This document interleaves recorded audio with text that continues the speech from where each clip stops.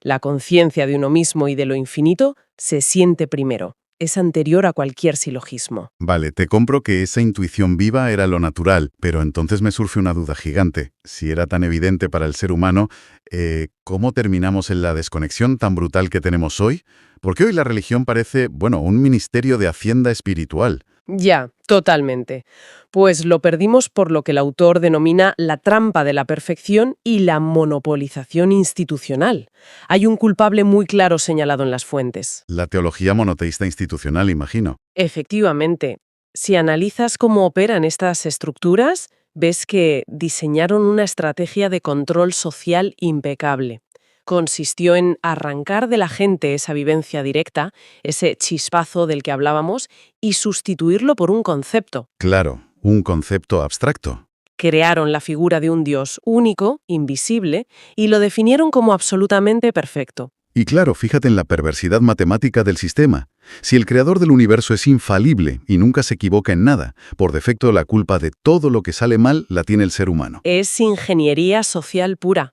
Generas una culpa estructural en el individuo, una deuda perpetua desde que naces y un miedo atroz al castigo. Porque eres defectuoso de fábrica frente a esa perfección, claro. Justo. Y como ese Dios perfecto es invisible, ¿qué pasa? ¿Que necesitas una aduana? La aduana de la jerarquía. Eso es. La institución se erige como la única intérprete autorizada. Te dicen básicamente, tú no puedes hablar con él porque eres imperfecto. Tienes que pasar por nosotros. Ya. Pasa por taquilla que nosotros te lo traducimos. Pero, a ver, para que la gente trague con eso al principio, te tienen que dar algo bueno, ¿no? El texto hablaba de un anzuelo en las parroquias o algo así. Sí, la técnica del buen rollo inicial, digamos. Tú llegas buscando respuestas porque sientes esa intuición originaria, esa paz, y ellos primero te la validan. Te dicen, ah, claro, eso hermoso que sientes en el pecho, eso es Dios. Te dan la razón para atraparte. Exacto. Te validan la intuición, pero inmediatamente después te la arrebatan. Te dicen, sí, es Dios, pero como tú no lo entiendes, aquí tienes nuestro mapa doctrinal. Nosotros te decimos a quién hablar, qué comer y qué pensar. Exigen obediencia ciega. La idea original de lo divino ha sido literalmente secuestrada. Una palabra fuerte, secuestrada. Y tanto. Pero lo más importante es que vamos a explorar cómo recuperar esa intuición interna original puede transformar radicalmente nuestra propia experiencia de vida. Es que este análisis es absolutamente necesario, sobre todo para cualquier persona que en algún momento se haya sentido asfixiada por dogmas, ¿no? Sí, por reglas o instituciones que exigen una sumisión ciega. Totalmente. Porque lo que este material propone en el fondo es que el conocimiento más valioso es aquel que se experimenta en silencio, directamente en tu propia existencia, sin tener que pedir permiso a ninguna burocracia intelectual. Yo estoy fascinada porque hoy traemos a la mesa unos extractos de un documento interesantísimo, simplemente titulado Texto. Y digo fascinante porque, de verdad, logra una mezcla verdaderamente explosiva. Combina arqueología de vanguardia, filosofía clásica, historia antigua y hasta neurobiología. Es un cóctel bastante potente, la verdad. Yo, cuando lo leí, me quedé muy impresionado por cómo hila todos estos temas. La sesión de hoy es de las grandes. Vamos a intentar desmantelar esa historia oficial que nos han contado las religiones institucionales y descubrir cuál fue verdaderamente la primera experiencia espiritual de la humanidad. Vale, vamos a desgranar esto, porque el documento plantea una premisa que rompe con todo lo establecido. ¿Y si toda esa historia de que la religión... Eso es, una experiencia visceral que nace de nuestra propia naturaleza, muchísimo antes de que existiera cualquier jerarquía, cualquier rey o cualquier sacerdote.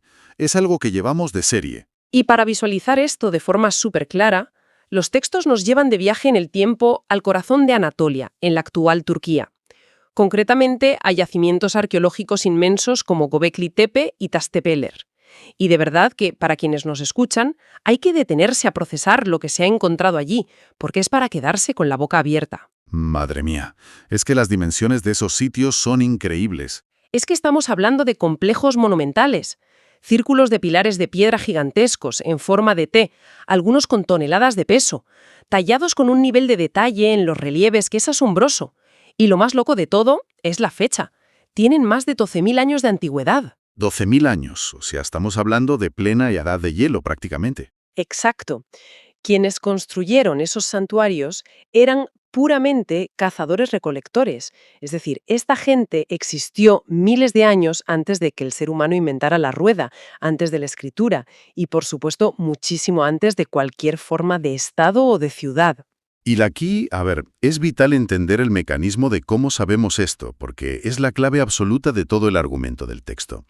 Los arqueólogos, al examinar los estratos de tierra alrededor de estos pilares gigantescos, no encontraron ni rastro de... De semillas, no, ni trigo ni nada. Cero. Ni rastro de semillas de trigo domesticado, ni herramientas agrícolas complejas, ni tampoco restos de aldeas permanentes. Lo que encontraron fueron miles y miles de huesos de gacelas salvajes y de otros animales cazados. Ostras, claro. O sea, iban allí, cazaban, pero no cultivaban nada. Nada de nada. Sin embargo, lo que sí descubrieron fueron enormes recipientes de piedra que, según los análisis, servían para fermentar grano salvaje y hacer cerveza para grandes festines temporales. Y claro, el por qué esto lo cambia todo.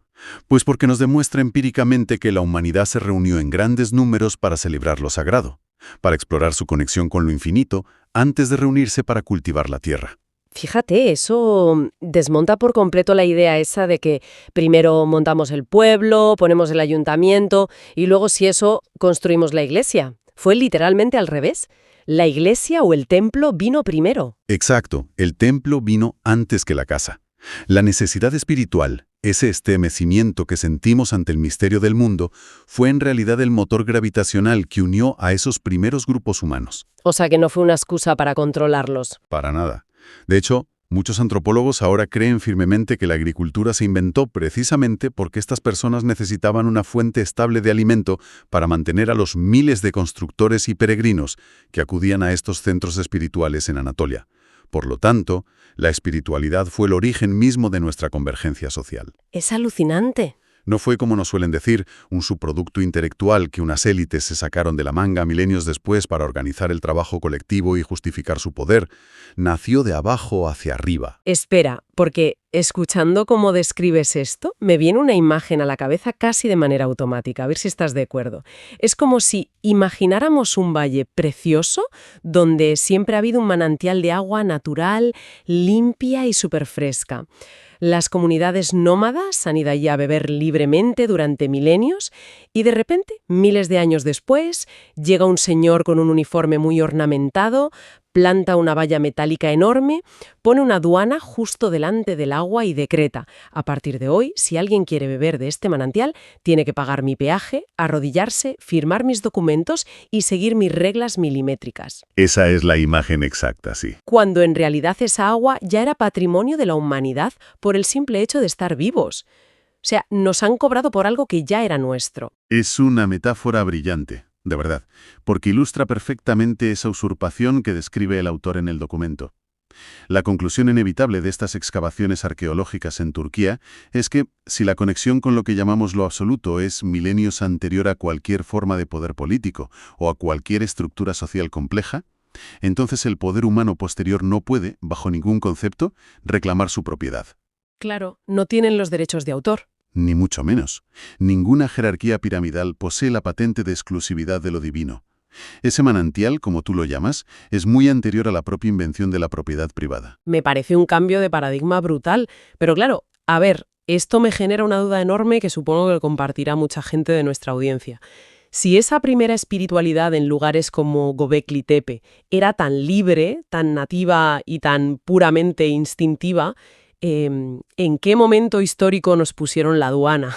Es decir, ¿cómo se transformó esa intuición natural en toda esta maquinaria dogmática de control que conocemos hoy en día? Bueno, para entender esa transformación debemos fijarnos en cómo concebían la multiplicidad en el mundo antiguo. Si tú te paseas virtualmente por las ruinas de Göbekli Tepe, no hay un dios central. No existe la figura solitaria de un monarca celestial que reclame sumisión o castigue. Lo que aquellos humanos esculpieron fue lo que el autor denomina una inmensa polifonía de fuerzas de la naturaleza. Frena un segundo ahí. ¿Qué significa exactamente una polifonía de fuerzas? Porque, no sé, suena un poco a concierto de música clásica o a un concepto filosófico muy abstracto. Tienes razón. Vamos a aterrizarlo un poco. Significa básicamente que no veían el universo como una empresa moderna con un único director general dando órdenes desde un despacho en el último piso. Ya, un jefe supremo. Exacto.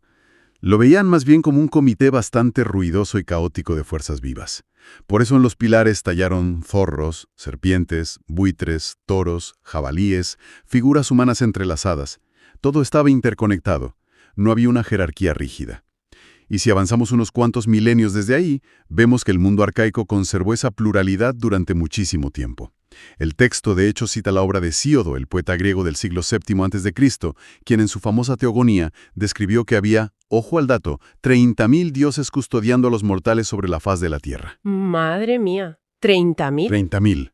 Había prácticamente una deidad para cada faceta, cada oficio, cada fenómeno natural y cada emoción de la vida humana. Pues hay algo en este punto que personalmente me resulta de una hipocresía fascinante. Y creo que es importante señalarlo. Hoy en día, las grandes instituciones religiosas miran hacia esas antiguas creencias politeístas, hacia esos 30.000 dioses, y las despachan en 2 segundos, bajo la etiqueta súper despectiva de mitología, ¿verdad? Sí, como si fueran cuentos de hadas. Exacto. Se ríen de la idea de adorar a dioses que cometen errores, que sienten celos, que se enfadan, que disfrutan del placer corporal. Los tratan como supersticiones primitivas de gente que no sabía de ciencia. Pero, a ver, al mismo tiempo, estas mismas instituciones exigen a sus fieles que crean a pies juntillas y sin rechistar en historias igualmente asombrosas. Mares que se parten en 2 paredes de agua perfectas, profetas que vuelan hacia los cielos montados en caballos alados, o historias literales donde comerse una simple manzana provoca la condena eterna y genética de toda la humanidad. Es un poco incoherente, ¿no?, criticar la fantasía ajena mientras exiges una fe ciega y absoluta en la tuya. Totalmente incoherente. Pero si conectamos esto con el panorama general, empezamos a ver los verdaderos engranajes de lo que el documento califica como una perversa fórmula de ingeniería social. Ah, o sea que no fue un accidente. ¿Qué va? ¿Qué va? El paso de ese cosmos plural lleno de 30.000 dioses ruidosos al monoteísmo dogmático estricto no fue un salto de sofisticación espiritual hacia una verdad superior, como nos suelen enseñar en los colegios. Fue una estrategia política meticulosamente calculada. La lógica de los primeros grandes imperios fue puramente matemática. O sea, si tienes un solo rey o un solo emperador gobernando sobre un territorio gigantesco, necesitas cohesionar a millones de personas de diferentes culturas. Y para gobernar las conciencias a esa macroescala, resulta inmensamente útil postular un solo Dios en el cielo. O sea, como es arriba, es abajo. Exactamente. Un solo rey absoluto, un solo Dios absoluto, una sola verdad absoluta. A ver, perdona que te interrumpa, pero ¿me estás diciendo que unos reyes antiguos, no sé, en Babilonia o en Roma, se sentaron un día en una habitación oscura y de forma maliciosa se inventaron el monoteísmo solo para cobrar impuestos y tener más poder? Es que suena un poco a teoría de la conspiración de manual, de estas de Internet. No. A ver, en absoluto es una conspiración de villanos de cómic frotándose las manos, ¿vale? No es tan simple. Es más bien un proceso de evolución sociológica natural. Es lo que llamaríamos una propiedad emergente de las sociedades a gran escala. Las estructuras de poder terrenales moldean las estructuras espirituales para reflejarse mutuamente, y esto ocurre a menudo de forma inconsciente a lo largo de muchos siglos de historia. No fue de un día para otro. Pero aquí radica la verdadera trampa psicológica, el mecanismo profundo de todo esto. Al centralizarlo todo, absolutamente todo, y crear la figura de un Dios único, abstracto y sobre todo absolutamente perfecto, ocurre un efecto espejo que es devastador para la psique humana. Un efecto espejo. ¿Qué tipo de efecto espejo? A ver si me explico. ¿Cómo nos afecta eso a nosotros? Piénsalo. Si la deidad, por definición, es descrita como la perfección total, pura, inalcanzable, que nunca se equivoca, entonces el ser humano, inevitablemente, al mirarse en ese espejo queda posicionado por defecto como algo inherentemente defectuoso. Claro. Frente a la perfección absoluta, siempre vas a perder. Siempre. La narrativa cambia radicalmente. El ser humano ya no es parte de la naturaleza, sino que nace roto, nace manchado. Y cuando se convence a la población desde que son pequeños de que son seres defectuosos e indignos frente a un juez impecable que todo lo ve, se genera un estado de culpa crónico en toda la sociedad. La culpa engendra, de manera natural, un profundo miedo al castigo eterno. Y esa combinación exacta, culpa más miedo, asegura que las masas dependan vitalmente de las instituciones. Instituciones que, casualmente, se autoproclaman como las únicas intermediarias autorizadas para perdonar esa culpa. Claro, madre mía, es el negocio redondo. O sea, te convencen desde que naces de que estás enfermo, de que tienes un virus espiritual para tener ellos el monopolio exclusivo de la cura y venderte el jarabe. A nivel de control social es una táctica maestra, hay que reconocerlo, pero a nivel psicológico y espiritual es completamente asfixiante. Y de hecho, leyendo las fuentes para preparar el programa me encontré con un punto clave. Esa exigencia constante de sumisión ante la perfección divina ha terminado por convertirse, irónicamente, en la mayor fábrica de ateísmo de la historia moderna. Sí, el rebote ha sido tremendo. Es que muchísima gente, ante la disyuntiva de tener que someterse a ese carcelero cósmico que te vigila las 24 horas o quedarse en la más absoluta nada, pues elige el vacío. Dice, mira, prefiero no creer en nada. Sin embargo, esto a mí me genera un problema enorme. Si rechazamos todo este montaje dogmático de la institución porque nos parece tóxico, estamos obligados a rechazar también todo nuestro instinto espiritual. O sea, como se suele decir, tiramos al bebé junto con el agua sucia del baño. Pues mira, el documento es súper tajante en esto. No hay que rechazar el instinto en absoluto. De hecho, nos dice que el gran error moderno es confundir el envase de plástico con el contenido real. Para argumentarlo, el autor introduce primero una evidencia desde la filosofía clásica que es muy curiosa, porque rescata a un pensador que todos solemos asociar con el racionalismo más frío, más matemático y calculador. René Descartes. El del pienso, luego existo, ¿no? Ese mismo. Pues resulta que nos explica que para Descartes el acto de sentir profundamente, lo que él llamaba el sentere en latín, no era un estorbo emocional y molesto para la razón, sino que era una forma originaria e inteligentísima de pensar. El descubrimiento de lo infinito, de lo sagrado, no surge después de completar 5 pizarras llenas de ecuaciones matemáticas aburridas. Ya, no es una deducción lógica. Exacto. Surge como un chispazo intuitivo inmediato en la mente. Es una certeza viva que te invade el cuerpo de golpe, sin pedir permiso a la lógica. ¡Ostras! Aquí es donde la cosa se pone muy interesante. Porque claro, a ver, la filosofía y Descartes están muy bien, son muy bonitos, pero la verdadera maravilla de este texto es que la neurociencia del siglo XXI está metiendo a personas reales en laboratorios con cables en la cabeza y le está dando la razón a Descartes con datos clínicos empíricos puros y duros. El texto expone unas evidencias neurobiológicas sobre el cerebro humano que son para quedarse de piedra. Resulta que venimos cableados de serie biológicamente para la trascendencia. Exactamente. Es fascinante. Los neurocientíficos han realizado escáneres cerebrales funcionales, estas famosas resonancias magnéticas que te meten en un tubo, a monjes budistas en estados de meditación profunda y a monjas franciscanas mientras estaban rezando intensamente. ¿Y qué han observado? Pues mecanismos fisiológicos idénticos en ambos grupos, sin importar en qué Dios creyeran. Vale, pero ¿cómo funciona exactamente ese mecanismo? Porque yo he oído hablar, a veces, de forma muy coloquial, de que tenemos un punto de Dios en el cerebro.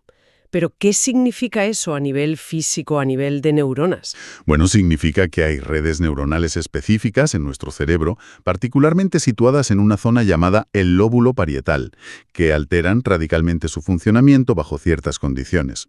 Para que nos hagamos una idea, el lóbulo parietal es la parte de nuestro cerebro encargada de procesar la información sensorial para crear nuestro sentido del espacio físico y sobre todo nuestro sentido del yo. Es el GPS interno que nos dice dónde terminamos nosotros y dónde empieza la silla en la que estamos sentados. Vale, marca los límites de mi cuerpo. Eso es.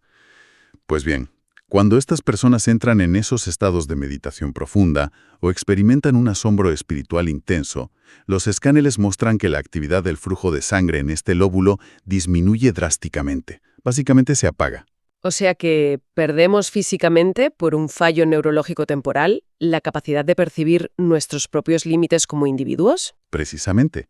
Y al reducirse esa actividad y perder esa frontera, el muro entre el ego personal y el mundo exterior se disuelve por completo. Y esto produce sensaciones fisiológicas súper profundas. Sentimientos de unidad total con el universo, de paz absoluta, de claridad mental expansiva, de sentir que formas parte de algo muchísimo más grande que tu pequeña vida diaria. Madre mía. Entonces, claro, la espiritualidad no es una simple idea cultural que aprendemos en la escuela dominical o leyendo un libro sagrado. Es pura fisiología humana. Es una capacidad biológica intrínseca que llevamos dentro, exactamente igual de natural que nuestra capacidad para respirar, para hacer la digestión o para sentir placer. Es un mecanismo biológico de supervivencia y bienestar emocional. Las religiones históricas, por tanto, no se inventaron este fenómeno. Simplemente, hace miles de años, observaron este chispazo biológico natural en el ser humano, construyeron su inmensa jaula burocrática a su alrededor, pusieron la aduana y comenzaron a cobrar la entrada. Es que es brutal pensarlo así. Y para ilustrar un poco este divorcio brutal entre el hecho biológico real y la doctrina religiosa, el texto usa una analogía sobre la ciencia que me parece deslumbrante. Hablan de la ley de la gravedad. A ver si la explico bien y me corriges. Cuando Isaac Newton formuló su famosa teoría de la gravedad, él la describió matemáticamente como una fuerza invisible de atracción que operaba a distancia entre dos objetos masivos. Y oye, en su momento parecía la explicación definitiva del universo, pero pasan un par de siglos y llega Albert Einstein, revoluciona toda la física y afirma que Newton, se quedaba cortísimo. La gravedad, dice Einstein, no es una fuerza invisible misteriosa de atracción, sino que es la deformación geométrica del propio tejido del espacio y del tiempo, como una cama elástica que se hunde. Una revolución total, sí. Las ecuaciones, los dogmas de la física cambiaron radicalmente de un siglo a otro. Hubo debates encarnizados en todas las universidades, imagínate. Pero, y aquí está el truco de la analogía, durante todos esos siglos de peleas académicas y de laboratorio por ver quién tenía la fórmula correcta, la manzana de los árboles nunca, jamás, dejó de caer al suelo con la misma exactitud milimétrica. Es una imagen fantástica de verdad porque condensa todo el argumento del que venimos hablando en un solo concepto. Las religiones históricas erraron estrepitosamente al intentar diseñar la fórmula teológica perfecta, creando a un Dios de laboratorio, a ese juez fiscalizador y estricto.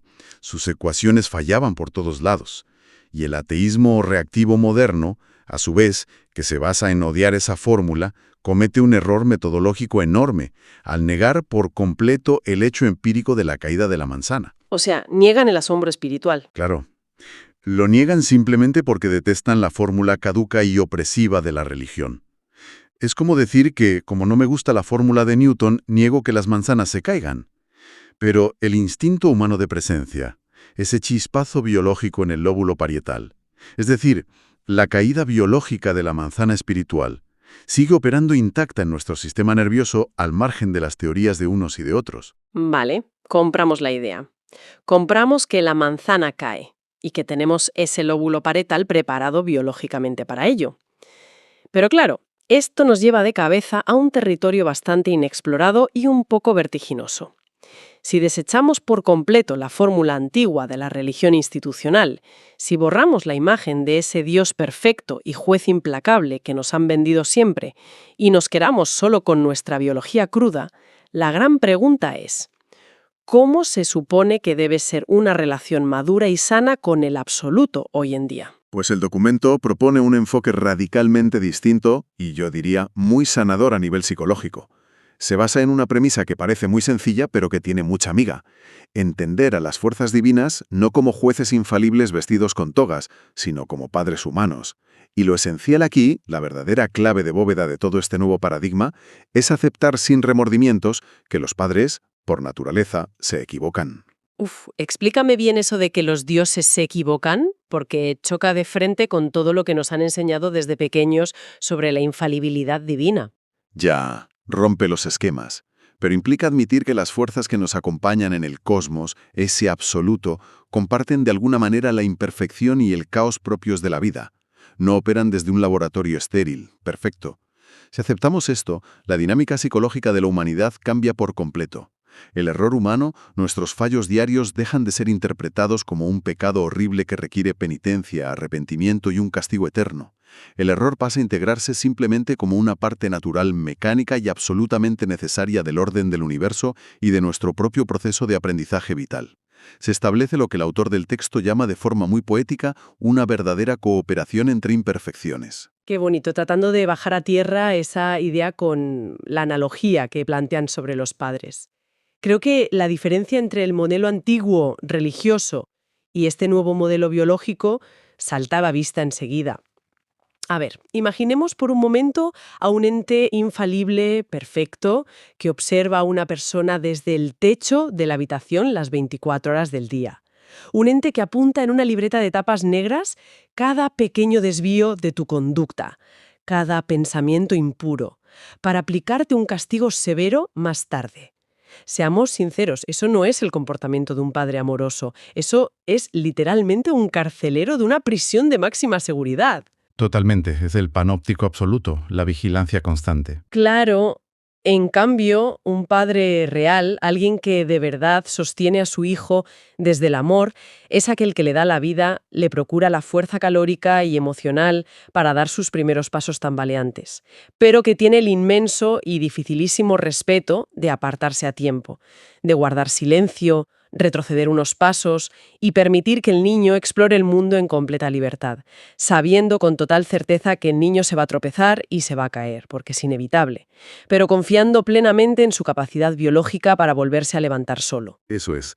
Y claro, esto plantea una pregunta importante y muy práctica para quienes nos escuchan y piensan en su día a día.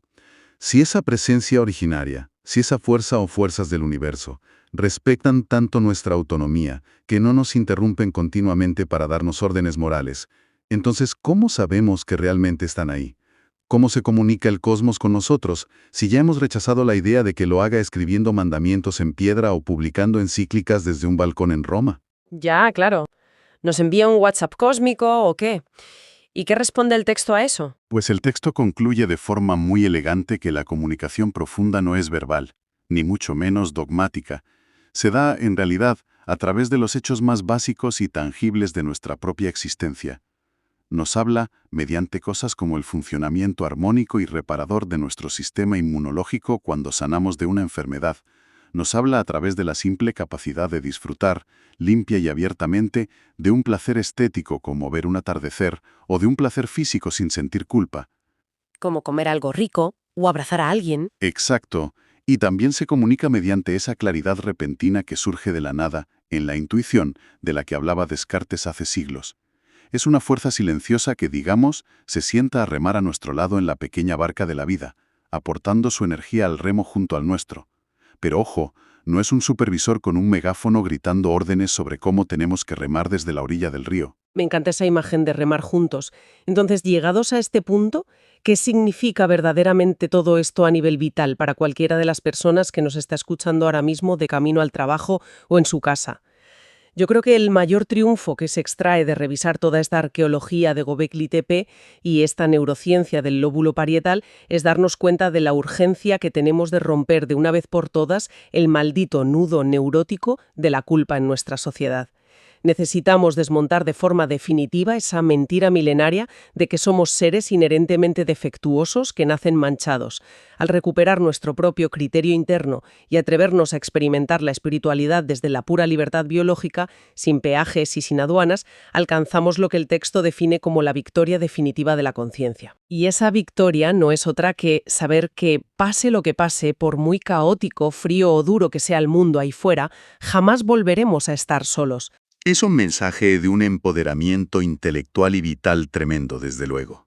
Ahora bien, también hay que ser realistas. Asumir esta libertad profunda requiere mucho coraje.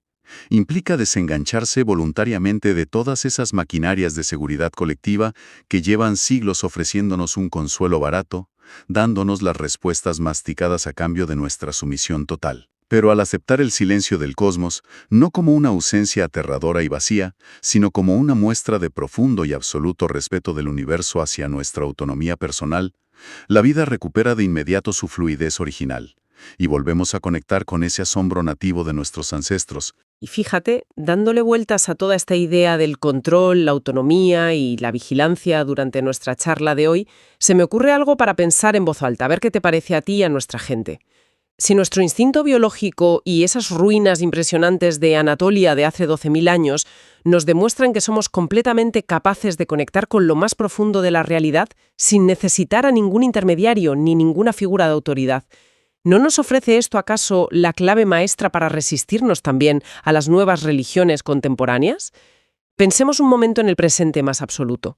Hoy en día los algoritmos, las grandes redes sociales y las inmensas corporaciones tecnológicas operan casi de forma calcada a las antiguas deidades omniscientes de las que hablábamos. Ostras, ¿es verdad? ¿El panóptico digital? Claro, lo saben absolutamente todo de nosotros. Qué compramos, a quién escribimos, dónde vamos, exigen nuestra atención constante mediante notificaciones, rastrean y juzgan cada uno de nuestros movimientos y clics y nos demandan una obediencia ciega y diaria a sus pantallas luminosas que son los nuevos altares. Frente a esto, quizás recuperar nuestra soberanía biológica, defender nuestro derecho fundamental al silencio y anclarnos firmemente en nuestra propia intuición y no en la de una máquina, ¿podría convertirse en el mayor y más potente acto de rebelión política de nuestra era? ¿No será que ya ha llegado el momento de arrancar la aduana tecnológica de nuestro manantial mental y volver a beber agua libremente, exactamente igual que hacían aquellos humanos bajo las estrellas de Gobekli Tepe? La idea original de lo divino ha sido literalmente secuestrada. Una palabra fuerte, secuestrada. Y tanto. Pero lo más importante es que vamos a explorar cómo recuperar esa intuición interna original puede transformar radicalmente nuestra propia experiencia de vida. Es que este análisis es absolutamente necesario, sobre todo para cualquier persona que en algún momento se haya sentido asfixiada por dogmas, ¿no? Sí, por reglas o instituciones que exigen una sumisión ciega. Totalmente. Porque lo que este material propone en el fondo es que el conocimiento más valioso es aquel que se experimenta en silencio, directamente en tu propia existencia, sin tener que pedir permiso a ninguna burocracia intelectual. Y para entender cómo hemos llegado a este punto de asfixia, me llamó muchísimo la atención cómo la investigación nos lleva, de hecho, de vuelta a los orígenes. A los orígenes de la filosofía, claro. Eso es. Nos recuerda que la filosofía occidental no nació en despachos cerrados, ni en universidades polvorientas. Nació en las plazas. En los mercados, al aire libre. Exacto, en los campos. Era un auténtico arte de vivir. De hecho, la propia palabra filosofía viene de philos, que es esa inclinación vital, y sofía, que en sus raíces más antiguas significaba una sabiduría con sabor. Me encanta ese concepto. Sabiduría con sabor. Sí, el conocimiento se probaba, se masticaba, se encarnaba en el cuerpo. Es que es una distinción fundamental para establecer el contexto de todo esto. Sí. Porque en aquella época, pensar y vivir no eran dos compartimentos separados. Iban de la mano. Iban en un flujo natural, eso es. La razón no actuaba como una tirana que te dicta cómo debe comportarse la realidad. O sea, no imponía las reglas del juego. No, más bien actuaba como la secretaria de esa intuición originaria, ¿sabes? La vivencia física y emocional iba primero y luego la mente intentaba darle un sentido lógico. Vale, pero aquí es donde los apuntes que revisábamos arrojan un dato que te lo juro me dejó boquiabierto. A ver, cuéntame. Pues que incluso avanzando siglos, hasta los albores de la modernidad, aparece la figura de René Descartes. El de pienso luego existo. Ese mismo. Y normalmente cuando pensamos en Descartes, visualizamos al rey del racionalismo frío, el padre de la lógica pura. Claro, el de las matemáticas y la razón por encima de todo. Pues resulta que él consideraba que el acto de sentir, el sentire, era el modo originario del pensar, del cogitare. Fíjate qué curioso. Pero, espera, quiero que nos detengamos aquí, porque me suena a contradicción total. ¿Cómo es posible que para un matemático que está tan obsesionado con la lógica, sentir sea igual a pensar? Pues mira, es que la mecánica de su razonamiento es brillante si la analizas despacio. A ver. Para Descartes, antes de que tú puedas sentarte a deducir lógicamente tu existencia mediante silogismos matemáticos, tienes que percibir de forma física que estás vivo. Ah, vale. O sea, la sensación corporal pura. Exacto. Esa conciencia cruda y silenciosa de existir. Ese simple chispazo de darte cuenta de que estás ahí. Eso en sí mismo es el primer pensamiento. Ostras, ¿es una intuición inmediata entonces? Sí, totalmente inmediata. La mente capta el trasfondo de lo infinito sin necesidad de articular ni una sola palabra. Él lo llamaba la marca del artesano impresa en la vasija. Qué maravilla de frase. Es preciosa y es una evidencia viva que es muy, muy anterior a cualquier dogma o religión. Y una evidencia que él mismo, supongo, saboreaba en el silencio de su mente. Pero claro, la historia, como siempre, da un giro oscuro. Siempre, sí. La investigación argumenta que la humanidad sufrió una operación monumental de expropiación. De ese sentir originario. Exacto. Esa conexión directa fue monopolizada por las religiones institucionales. Pasamos de ese chispazo intuitivo del que hablas a la burocracia pura y dura. Así es. Y la teología monoteísta histórica, Te refieres a todas, ¿no? sí, englobando aquí las estructuras católicas, protestantes, islámicas. Todas aplicaron un mecanismo de ingeniería social que funciona con una eficacia casi matemática. Sustituyeron ese sabor por un concepto estéril. Idealismo y la perfección abstracta. Porque suena muy académico. Vale, lo bajamos a la tierra. Entiendo que se refiere a meter a lo absoluto en un molde que en realidad no existe. Eso es. Cuando hablamos de idealismo aquí, nos referimos a la obsesión por un concepto que no tiene fisuras. Piensa, por ejemplo, en intentar dibujar a mano alzada un círculo que sea matemáticamente perfecto. ¿Imposible? Siempre va a tener algún bollo. Pues las instituciones intentaron convertir a lo divino en ese círculo perfecto e inalcanzable. Y el mecanismo social que hay detrás es súper perverso. ¿Por qué? Porque si postulas que el creador jamás se equivoca y es la perfección pura, por puro contraste, el ser humano queda definido automáticamente como algo inherentemente defectuoso. Claro, ya lo pillo. Si la vara de medir es una perfección matemática imposible, siempre, hagamos lo que hagamos, vamos a quedar por debajo. Siempre. Eres defectuoso de fábrica. Y frente a esa expectativa, la culpa estructural y el miedo te caen encima por el mero hecho de ser humano. Es una trampa en la que no se puede ganar nunca. Y fíjate en el siguiente paso. Como ese Dios perfecto de laboratorio es, por definición, invisible y mudo, se genera un vacío enorme. ¿Y quién llena ese vacío? La jerarquía institucional. Rápidamente instalan lo que los textos llaman una aduana espiritual. Una aduana, me encanta el término. Se autoproclaman como los únicos intérpretes válidos. Y con esa aduana funcionando a tope, te anulan por completo tu propio criterio. ¿Ya no vale tu intuición? Hay un detalle sociológico en los apuntes que me pareció fascinante. Lo llaman la trampa del buen rollo. Esa es muy buena. Es increíble ver cómo actúan ciertas comunidades hoy en día. Al principio, te validan por completo tu intuición interna.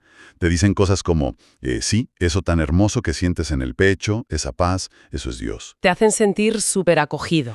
Sí, pero acto seguido dan el golpe maestro y te expropian la vivencia. Te dicen, pero cuidado, no sabes quién es realmente. Deja que nosotros te expliquemos su manual y lo que exige de ti. Te cambian un territorio vivo por un mapa hiperestricto. Es un secuestro en toda regla.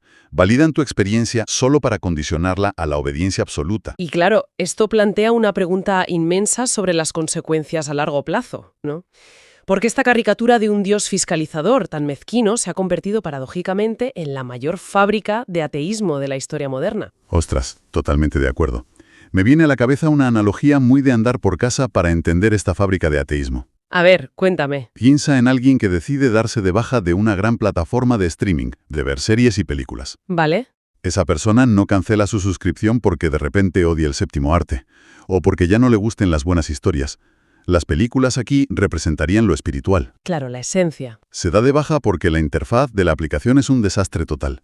Está llena de anuncios, le roba los datos, el algoritmo le intenta manipular todo el rato. Es insufrible usarla. Exacto. Y esa interfaz abusiva e insoportable es, ni más ni menos, que la burocracia institucional religiosa. Es una comparación excelente, de verdad, porque muestra exactamente cómo funciona el mecanismo de rechazo. Claro, tú rechazas la app, no las películas. Eso es. Cuando las instituciones te fuerzan a un dilema en plan o aceptas a nuestro Dios burocrático con esta aplicación defectuosa o eres un ateo sin moral. El rechazo frontal es la única salida. Es la única salida digna, claro. El ateísmo honesto no surge porque odies lo divino. Surge como un acto de sentido común frente a una tiranía conceptual. Te rebelas contra la pésima interfaz. Exactamente. Pero si el modelo monoteísta y su burocracia han generado toda esta alienación, la gran pregunta es, ¿cuál era la alternativa? Bueno, pues la investigación nos propone un viaje en el tiempo. Retrocedemos al siglo VII a.C., a la Grecia arcaica, a la época de Hesíodo. Eso es. Hesíodo, el famoso poeta de Beocia. Él plasmó en su Teonía un mapa vital que es completamente opuesto a lo que tenemos hoy. Afirmó que existían, agárrate, 30.000 dioses custodiando la tierra. 30.000 dioses, se dice pronto. En aquellas comunidades tan pequeñas, agrícolas y marítimas, esa cifra era una proporción asombrosa. Prácticamente tocaba a casi un dios por persona, ¿no? Más o menos, sí. Era un sistema que, en lugar de reducir la existencia a un dictado militar súper rígido, pues abrazaba la pluralidad caótica de la experiencia humana. Vale, pero aquí voy a hacer de abogado del diablo un momento. Dispara. Porque claro, leemos que estos dioses de Hesíodo tenían cuerpos, sufrían pasiones, se dejaban llevar por el placer y, lo más fuerte, cometían errores garrafales. Eran muy humanos en ese sentido. Demasiado humanos. Visto desde fuera, tener a 30.000 entidades divinas con rabietas emocionales suena a un caos absoluto. Ya, entiendo por dónde vas. O sea, ¿por qué íbamos a preferir cambiar a un gerente estricto por 30.000 dioses que meten la pata constantemente? ¿En qué ayuda eso a la salud mental? Pues mira, esa es precisamente la clave de su brillantez psicológica. ¿Así? Claro, si tu inclinación vital era, no sé, el disfrute corporal, o la guerra, la agricultura o el estudio, siempre había una fuerza divina que validaba esa parte específica de ti. Vale, o sea que no tenías que reprimir partes de tu personalidad. No tenías que amputar nada, pero lo más terapéutico de todo era justamente su imperfección. Si los propios dioses se equivocaban, y a lo grande además, el error dejaba de ser un pecado imperdonable. Ostras. El error pasaba a formar parte integral del orden cósmico. Era normal. ¡Wow! O sea que de un plumazo te cargas la culpa neurótica de la que hablábamos antes. Exacto. Te quitas de encima el peso aplastante de tener que ser moralmente perfecto. Con esas fuerzas arcaicas podías convivir tranquilamente. Podías tomarte un buen vino o tener ambición sin sentir que te vas al infierno. Podías disfrutar de la vida sin tener a un tirano exigiendo que te arrodilles para pedir perdón solo por ser humano. Y sin embargo, fíjate cómo cambian las cosas. Hoy en día, desde la teología moderna, solemos mirar a ese politeísmo por encima del hombro. Sí, con mucha condescendencia. Se le cuelga la etiqueta despectiva de mitología, como si fueran cuentecitos para niños, ¿no? Lo cual es una táctica lingüística del poder, de manual. Llamar mitología a las creencias de los demás es una forma súper rápida de desacreditar la libertad existencial que daban. Totalmente. Y hay una hipocresía colosal aquí. Las instituciones modernas se ríen de un dios griego que se emborracha, ¿vale? Pero al mismo tiempo exigen que te creas como un hecho histórico, científico e incuestionable que un mar se abrió en dos. O que un caballo voló. O que comer una manzana mágica condenó a toda la humanidad para siempre. A ver, si aplicamos la misma lupa racional, todas son metáforas mitológicas. Claro, pero llegados a este punto donde contrastamos la visión arcaica de los miles de dioses con el Dios único perfecto, nos topamos con un problema de base, creo yo. ¿Cuál dirías que es? Pues que, en el fondo, importa realmente qué relato o qué fórmula usemos para definir lo divino. Hay un ejemplo en la investigación que relaciona esto con la física, y me parece brillante. ¿Ah, sí? ¿El de la gravedad? Exacto. Hablan del intento histórico de definir algo tan cotidiano como es la gravedad. Ilustra muy bien cómo opera nuestra obsesión por embotellar el universo en fórmulas cerradas, la verdad. Piensa en esto. Durante siglos, la verdad irrefutable era la de Isaac Newton. Él dijo que la gravedad era una fuerza de atracción a distancia entre dos masas, con su fórmula matemática precisa, y punto. Esa era la doctrina oficial e intocable. Hasta que llega Albert Einstein, siglos después, borra la pizarra y dice, oye, que Newton estaba equivocado. Que la gravedad no es una fuerza de atracción, sino una deformación geométrica del tejido del espacio-tiempo. O sea, le da la vuelta a todo. Un cambio de paradigma brutal. Las fórmulas divergían por completo, pero la observación que hace el texto es buenísima. Mientras los físicos se peleaban en los despachos y reescribían los libros, la manzana seguía cayendo del árbol. Exactamente. Con la misma exactitud de siempre. A la gravedad le daba absolutamente igual que la comunidad científica la definiera mal. Seguía operando en la realidad. Es la lógica implacable del hecho contundente. Tú puedes fallar rotundamente en la ecuación matemática o en el dogma teológico, da igual. El hecho subyacente permanece inalterable. Claro, porque la ley existe. Existe y la experimentamos en nuestros propios cuerpos irremediablemente. Vale, esto me vuela la cabeza. Si aplicamos esta idea a nuestra inmersión profunda, significa que la fórmula del Dios perfecto de laboratorio es como la física de Newton. Es una fórmula defectuosa. Pero la gravedad espiritual, o sea, ese sentir íntimo de Descartes del que hablábamos antes, es la manzana cayendo. Exacto. Es un hecho real que sigue intacto.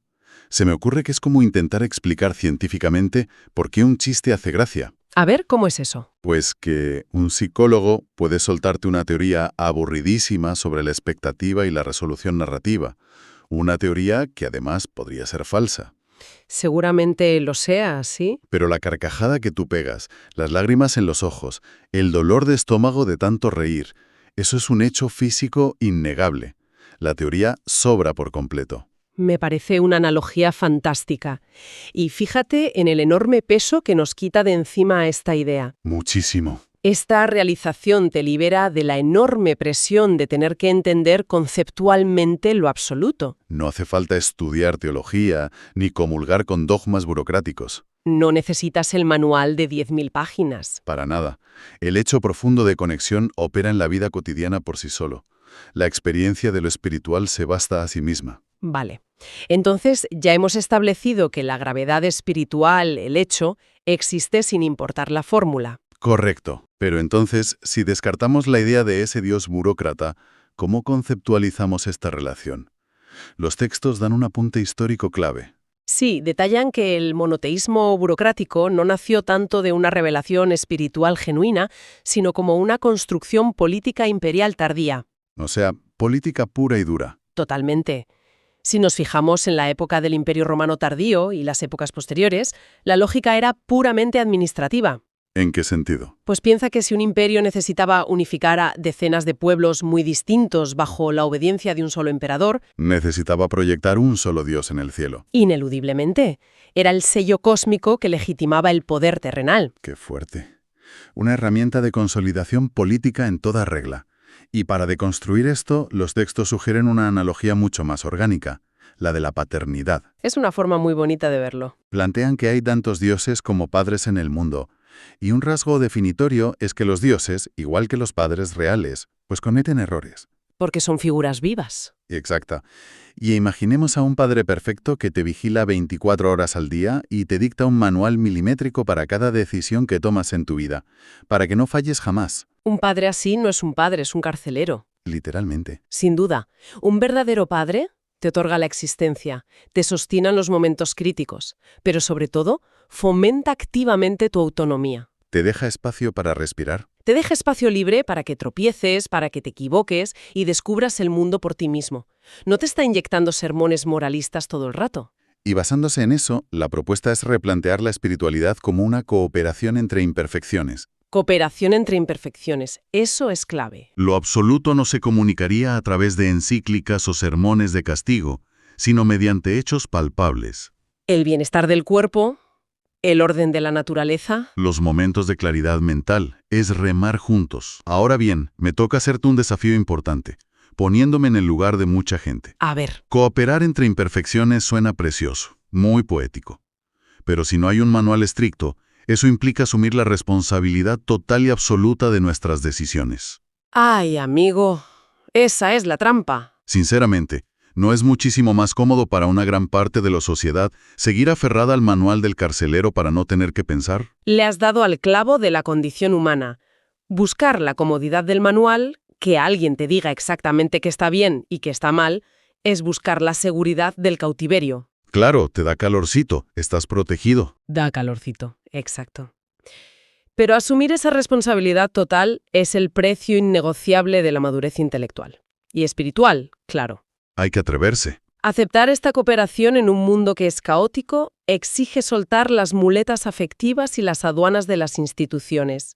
Es un acto de valentía extrema. Y esa valentía nos lleva ya directamente al desenlace de nuestro análisis. Ha sido un viaje bastante denso hoy, la verdad. Sí, hemos tocado muchos palos. Empezamos desgranando esa trampa del perfeccionismo abstracto que te inyecta culpa todo el día.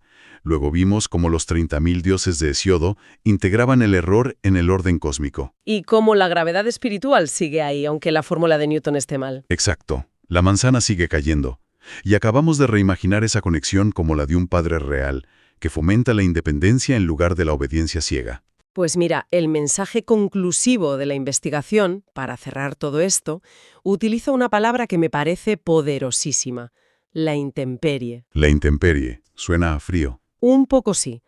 Alejarse de los sistemas institucionales y romper con siglos de domesticación cultural requiere atreverse a vivir a la intemperie. O sea, fuera del refugio. Eso es, vivir bajo una sociabilidad mínima, sin esos enormes refugios colectivos artificiales que te prometen salvación a cambio de sumisión. Ostras, da un poco de vértigo dar ese paso. Da vértigo, sí. Pero los textos aseguran que la gran recompensa de atreverse a salir a ese frío de la intemperie es la abolición definitiva de la orfandad. Qué frase más bonita. Una vez que apagas esa maquinaria del miedo y prescindes de los intermediarios, ese sentire originario, la intuición silenciosa de Descartes de la que hablábamos al principio, Recobra todo su vigor. exacto, recobra toda su fuerza. Y en esa conexión tan directa, uno descubre que la soledad existencial es en realidad una ilusión. Es una complicidad íntima constante. Las ecuaciones científicas seguirán cambiando y las religiones van a seguir alterando sus dogmas o colapsando bajo sus propias burocracias.